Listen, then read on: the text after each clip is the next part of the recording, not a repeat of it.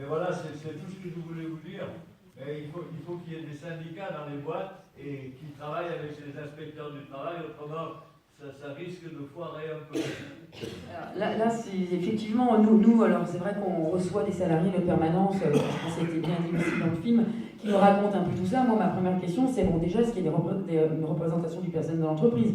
Parce que l'objectif, c'est quoi? C'est quand même que déjà les salariés puissent aller voir leurs représentants du personnel, qu'ils soient élus ou alors des délégués syndicaux, pour essayer de voir si déjà les problèmes de l'entreprise puissent être réglés en interne, c'est-à-dire, comme on le disait dans le film, c'est-à-dire le rapport de force, et les délégués qui sont aussi là pour appuyer et pour défendre les intérêts des salariés. Donc, effectivement, nous, ça nous interroge parce que déjà, ah oui, alors parfois, il y en a, hein, mais alors c'est des syndicats maison, ou des représentants malheureusement du personnel qui a été mis là, évidemment, ça existe, hein, faut pas se leurrer. Donc, quand ils ont tout fait, nous c'est vrai qu'on essaye déjà de savoir si en interne, on peut évidemment qu'on les oriente, qu'on les renseigne, mais notre première effectivement interrogation, c'est de dire, est-ce qu'on peut pas voir déjà est-ce qu'il y a une représentation du personnel dans l'entreprise?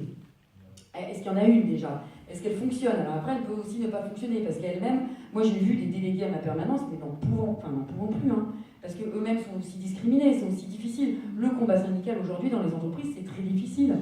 Il y a de la discrimination directe, il y a de la discrimination indirecte, et des syndicats combatifs, c'est pas évident quand même aujourd'hui alors c'est pour ça qu'il faut des gens qui soutiennent derrière aussi les gens qui luttent aussi dans les entreprises, hein, les salariés, et enfin tout est lié, hein, donc c'est vrai que parfois on voit des salariés très isolés sans représentation du personnel, et c'est la majorité. Les entreprises de moins de 11 salariés sans représentation du personnel, c'est la majorité des boîtes, hein. Donc c'est vrai que, notamment avec tout ce qui se développe dans le tertiaire, etc., les magasins, c'est pas évident parce qu'en plus, ils sont isolés sur leur lieu de travail. Donc après, c'est des chaînes, enfin voilà. Mais la question est toujours que ce soit il y a je sais pas combien de temps, ou maintenant encore, on pose toujours effectivement cette question de la représentation du personnel et de l'existence des syndicats dans les entreprises parce que c'est super important, quoi. Exactement, je voulais dire. Puisque c'est les 50 ans de 68, et j'y ai participé activement.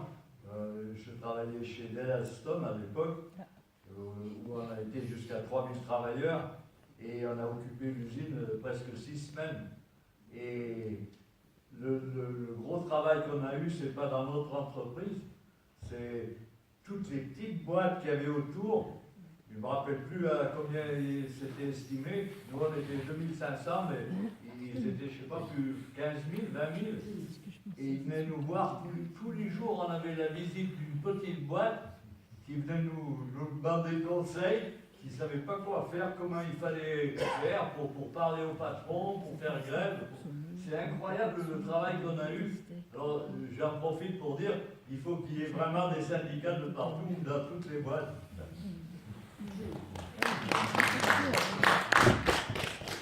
Oui,